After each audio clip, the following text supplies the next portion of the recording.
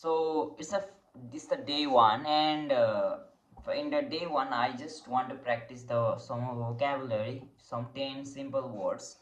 And the first word is articulate.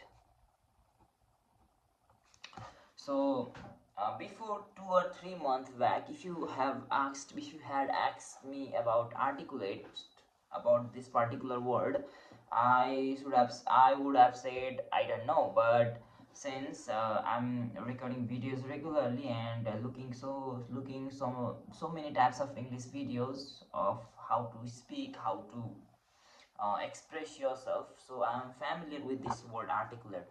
So this articulate word means to express ideas clearly. That's where the people struggle a lot, uh, to articulate your thoughts.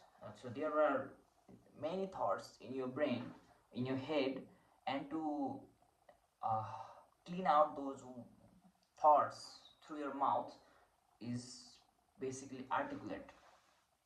So I try to articulate my ideas clearly in the class. Second word is engage. And I think you all guys are also familiar with this word engage. So to engage means to attract and keep attention. Like right now I'm engaged in such activity, or I used to stories. I use these stories to engage my students. So I use stories to engage my students, to keep busy, to keep them what you can say, to keep them focused to some kind of work. So this is engage. So third one is clarify. Let me tell you one thing. There are two kind of vocabulary I learned from many YouTube videos. One is active vocabulary and another is passive vocabulary. So in active vocabulary, there are words that I'm using frequently or I've been familiar with, and I can use it when I'm speaking. And the passive one is, I can say, this articulate word, because I know this word but I never used in a conversation. So third word was clarify, to make something easier to understand. Let me clarify. So clarify means I just did. I clarify about articulate. The fourth one is now hesitate. Hesitate means to pause before doing something, like if you are doing some new things, which are new to you and which are not familiar, then you will hesitate when you are told to do that job. Like if you tell me to go in front of 100 people and dance, I will hesitate to do that job because I'm not familiar with that job. Okay, so I sometimes hesitate while speaking English. So fifth one is enhance. So enhance means to improve, I guess. Yes, yeah, to improve or make better. So practice can enhance the speaking English. So enhance means there is already something in your hand and you are improving it by doing something. So enhancing, I can already speak English, but I'm enhancing my speaking capabilities by practicing regularly in front of the camera, practicing some vocabularies, or trying to articulate many thoughts from my head, or articulate many kind of thoughts. Sixth one is struggle.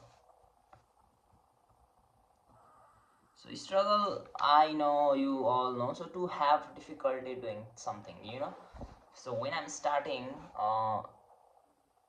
school, I'm struggling, or I struggle with mathematics. Sorry, I struggle the with my presentation. Sometimes my body shakes or tremble with fear. Sometimes I fumble words, or sometimes I forget what I have to teach. So this kind of struggle I had gone through. Seventh one is confident. So confidence means feeling sure about yourself. I'm writing it because I'm not confident about this word. I'm not confident about its meaning. Feeling sure about yourself.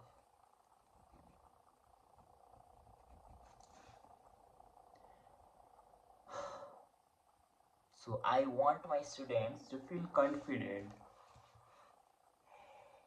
Okay, let me give you some line about this one. So the problem of many students is lack of confidence. If even if they don't know something, they don't ask to teachers or even their friends. That is the lack of confidence. Eighth one is explain.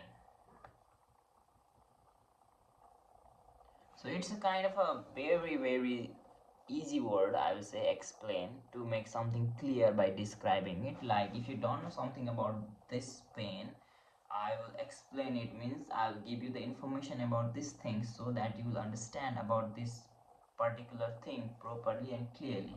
So explain means to make something clear by describing it. So 9 number is focus.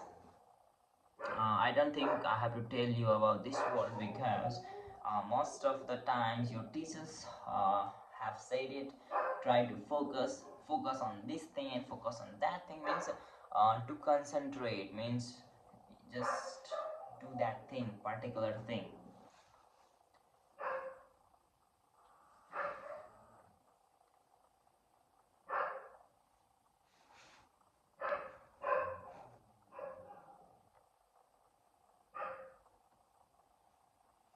So all these words I have said, it's B1 level. So now I am moving up to the level C1 and C2, that is the highest level you can reach as a speaker, English speaker. So now the first word is convey. And to be honest, I know the meaning of this word, but I can't explain to you. So I'll just look it. So to convey means to communicate an idea or feeling. Means to share ideas, I guess. It's convey means to share an idea.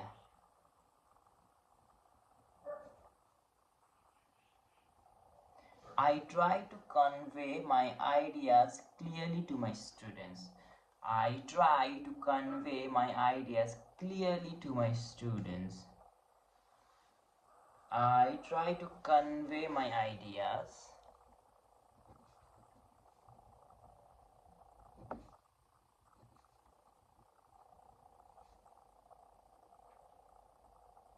clearly to my students. So make 5 sentences for each of these words, and I want the meaning of these words in Nepali as well. You told me not to translate these words in Nepali, but I'm just not getting the proper meaning of this word.